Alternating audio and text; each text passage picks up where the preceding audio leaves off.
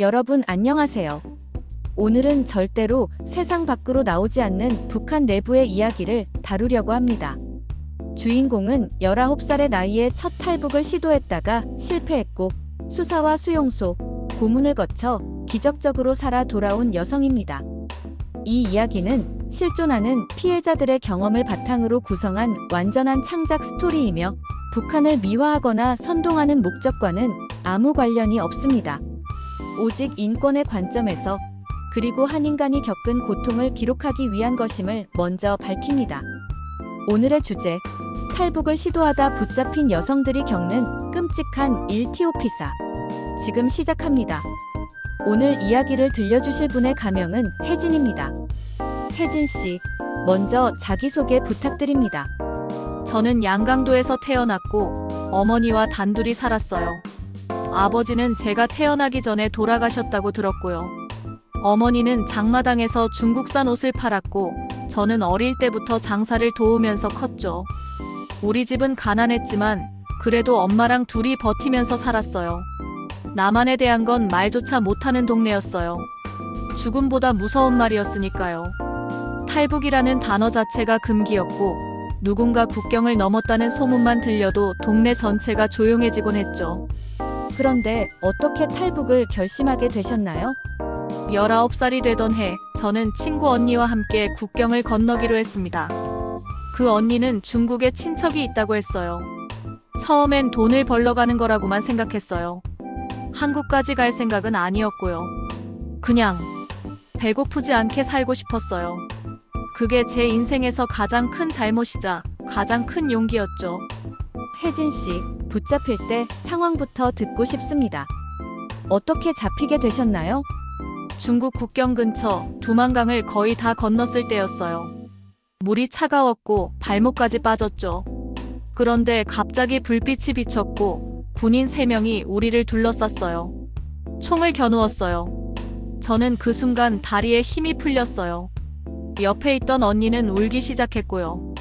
군인들은 먼저 우리가 여자인지 확인했어요. 여자냐고 물었어요. 그리고 우리를 작은 창고 같은 곳으로 데려갔습니다. 거기는 습했고 냄새가 심했어요.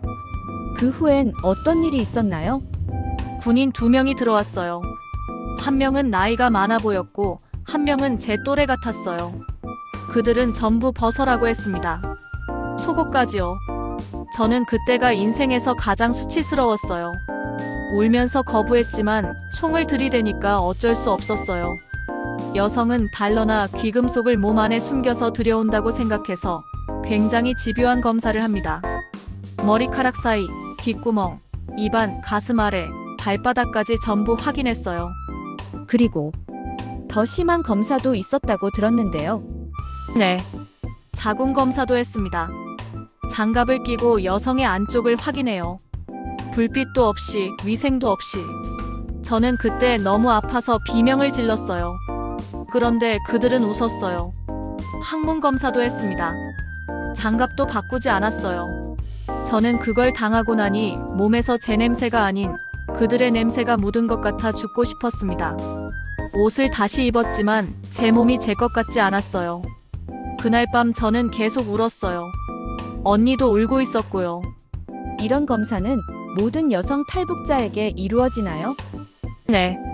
특히 젊은 여성일수록 더 철저하게 합니다. 나이 든 여성들은 조금 덜하다고 들었어요. 하지만 기본적으로 여성이라는 이유만으로 남성보다 훨씬 더 모욕적인 수색을 당합니다. 그게 북한의 방식이에요. 수색 후 바로 재판을 받은 건가요? 아니요. 4일 동안 조그만 방에 갇혀 있었어요. 화장실도 없는 방이었고 하루에 옥수수죽 한 그릇만 줬어요. 물도 거의 안 줬고요. 저는 그 4일 동안 언니와 거의 말을 안 했어요. 무서워서요. 그리고 4일 뒤 마을 회관으로 끌려갔습니다. 저는 수갑도 없이 머리만 질질 끌려나갔습니다. 바깥에는 이미 200명 이상 모여 있었고 앞줄에는 저희 엄마가 앉아 있었어요. 어머니가 거기 계셨다고요? 네. 엄마는 고개를 들지 못했어요. 옆 사람들이 엄마를 쳐다봤거든요. 저는 엄마 얼굴을 보는 순간 눈물이 났어요. 그런데 울면 안 된다고 뒤에서 때렸어요. 판사는 사람을 보는 눈빛이 아니었어요. 저를 쓰레기 보듯 봤어요. 그리고 이렇게 말했습니다. 이 여자는 몸을 팔러 중국으로 도망가려던 반역자다. 조국을 배신하고 더러운 돈을 벌려던 매춘부다.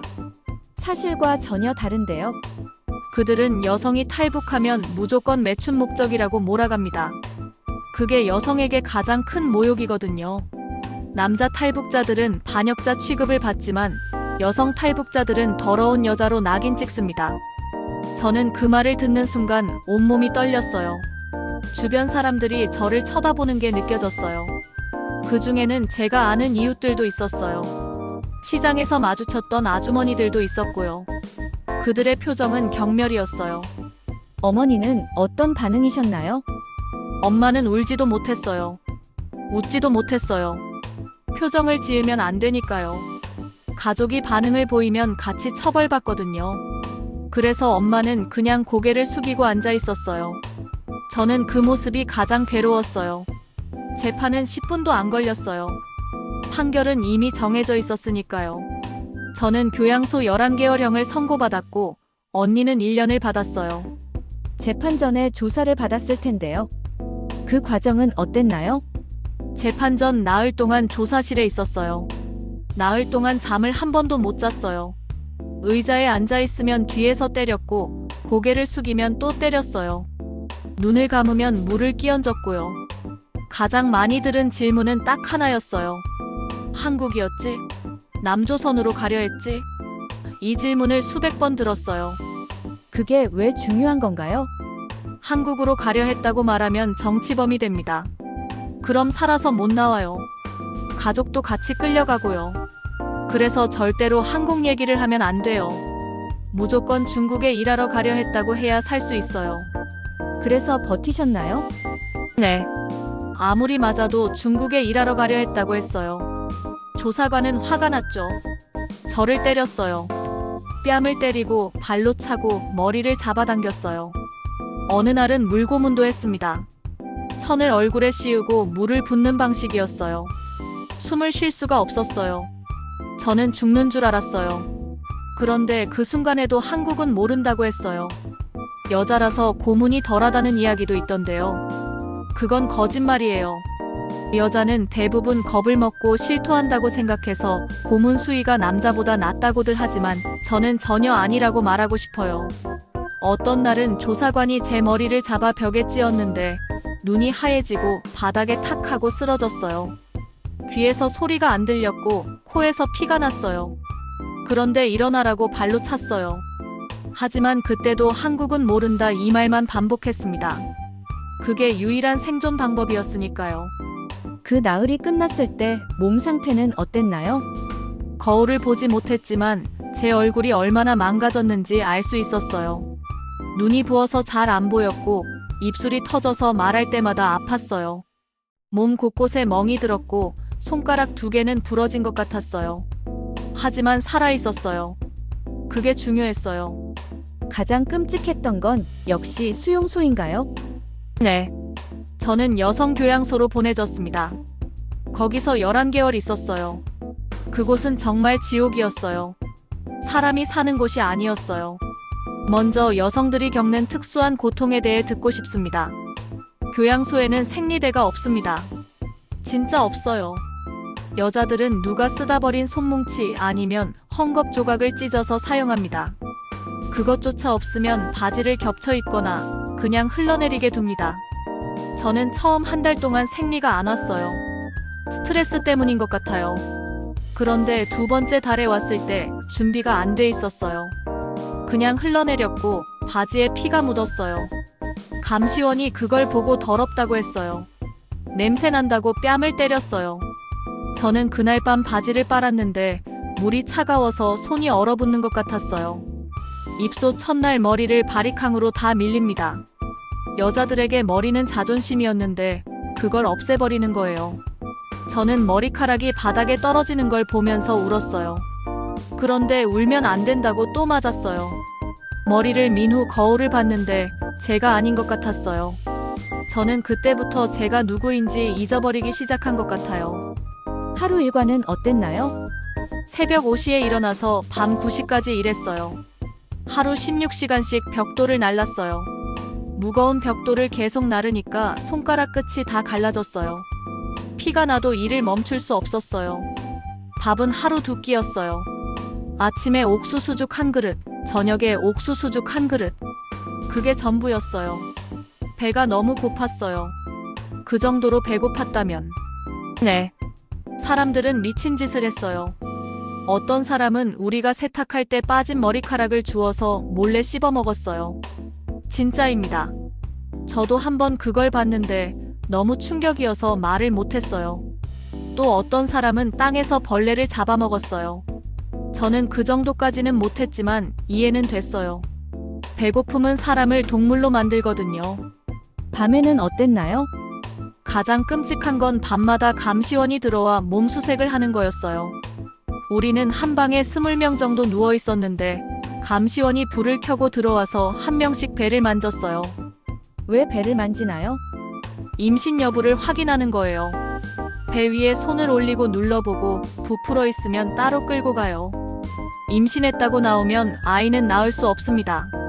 어떻게 되는지는 말하지 않을게요. 너무 끔찍해서요. 저는 임신한 여자를 한 명 봤어요. 그 사람은 어느 날 밤 끌려갔고 다시 돌아왔을 때는 배가 평평했어요. 표정이 죽어 있었고요. 우리는 아무도 그 사람에게 말을 걸지 못했어요. 11개월 중 가장 힘들었던 순간은 언제였나요? 겨울이었어요. 저는 손이 동상에 걸렸어요. 손가락 끝이 까맣게 변했고 딱지가 생겼어요.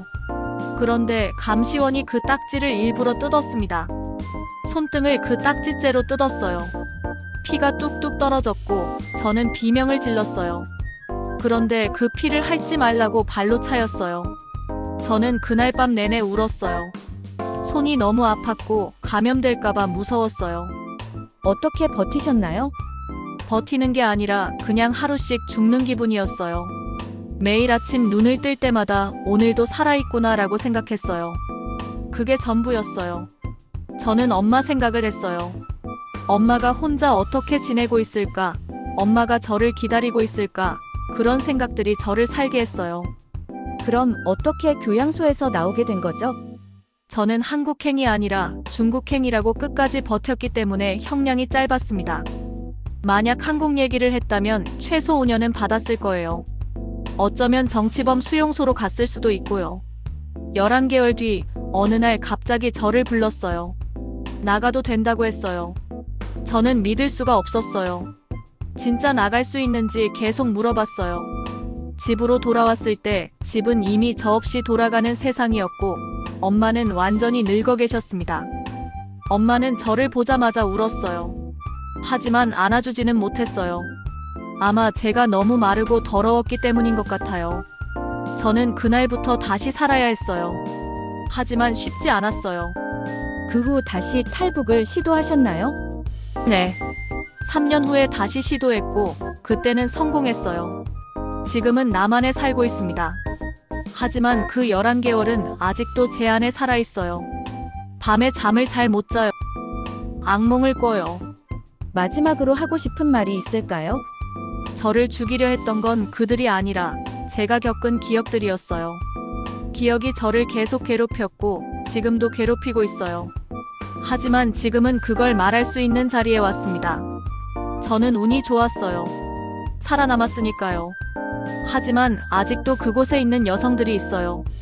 지금 이 순간에도 누군가는 제가 겪은 그 고통을 겪고 있어요. 이 이야기가 누군가에게 용기를 주거나 생각할 거리를 주었으면 좋겠습니다. 그리고 부디 북한의 여성들을 잊지 말아주세요. 혜진 씨, 용기 내서 이야기해 주셔서 감사합니다. 여러분, 오늘 이야기는 여기까지입니다. 시청해 주셔서 감사합니다.